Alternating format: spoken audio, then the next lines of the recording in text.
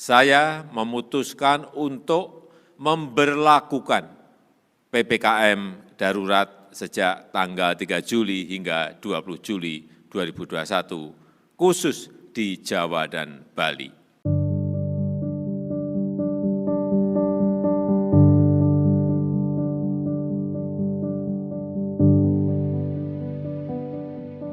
Pertanggal 25 Juli 2021, tercatat sebanyak 31.681 kasus aktif COVID-19 di Provinsi DIY. Dari angka tersebut, sebanyak 1.569 menjalani perawatan di rumah sakit, baik perawatan kritikal maupun non-kritikal. Sedangkan lebih dari 30.000 pasien berada di luar rumah sakit, di mana 91,5% dari angka tersebut menjalani isolasi mandiri di rumah.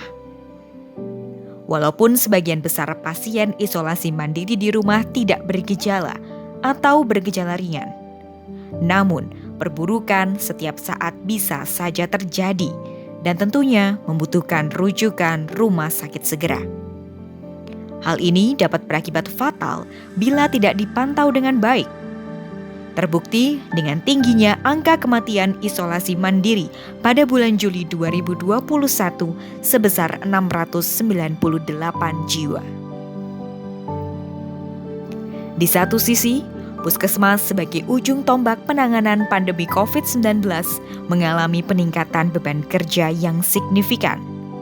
Puskesmas sebagai pihak yang paling dekat dengan masyarakat diharap mampu berperan dalam pencegahan, tracing, testing, maupun treatment pada pasien COVID-19. Para pasien yang menjalani isolasi mandiri di rumah pun berada dalam cakupan pengawasan Puskesmas. Keterbatasan sumber daya manusia menjadi kendala utama dalam pelayanan. Mengingat tugas ini dilakukan sembari tetap menjalankan peran Puskesmas dalam pelayanan non-COVID-19 lainnya. Untuk itu, Badan Nasional Penanggulangan Bencana membentuk Satgas Penebalan Nakes dan Mitigasi Hulu Daerah Istimewa Yogyakarta dalam upaya membantu penanganan pandemi COVID-19 melalui program penguatan Puskesmas. Kegiatan ini merupakan sebuah inovasi yang melibatkan sejumlah relawan untuk menjadi perpanjangan tangan Puskesmas dalam pemantauan pasien isolasi mandiri di rumah dan menunjang berbagai kegiatan lainnya. Dukungan dari berbagai pihak sangat diperlukan dalam menyukseskan program tersebut, seperti Puskesmas, relawan pemantau, shelter isolasi terpadu, dan fasilitas kesehatan rujukan.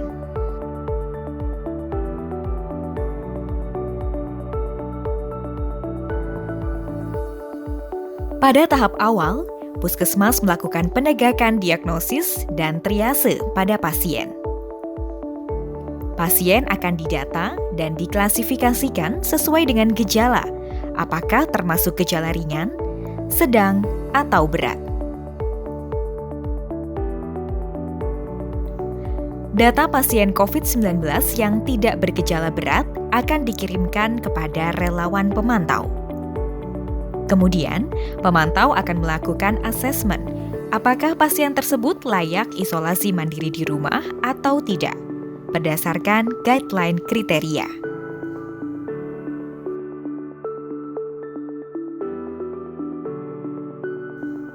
Bila dinyatakan layak oleh pemantau, pasien dipersilakan untuk melakukan isolasi mandiri di rumah.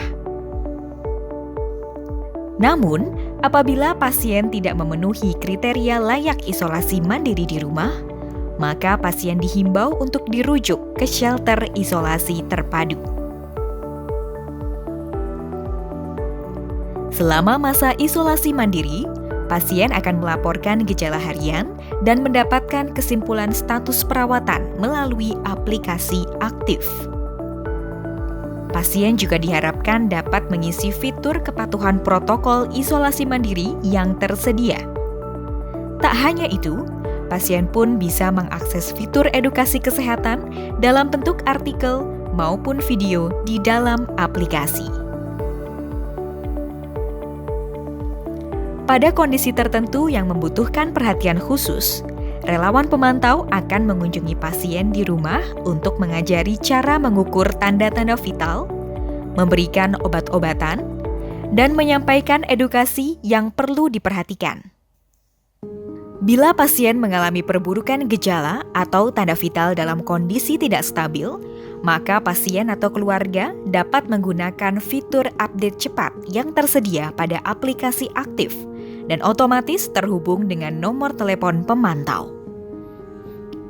Pemantau lalu berkoordinasi dengan puskesmas untuk mencari fasilitas kesehatan tingkat lanjutan sebagai rujukan bagi pasien.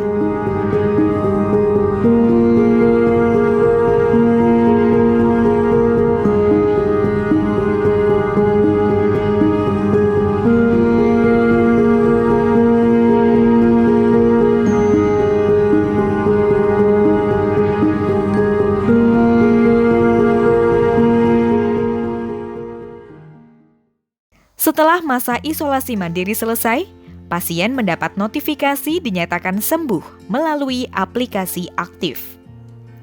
Pemantau lalu berkoordinasi dengan puskesmas untuk pelaporan. Bila sudah dinyatakan selesai isolasi mandiri, pasien dapat kembali beraktivitas seperti sedia kala dan berhak mendapat surat selesai isolasi mandiri dari puskesmas.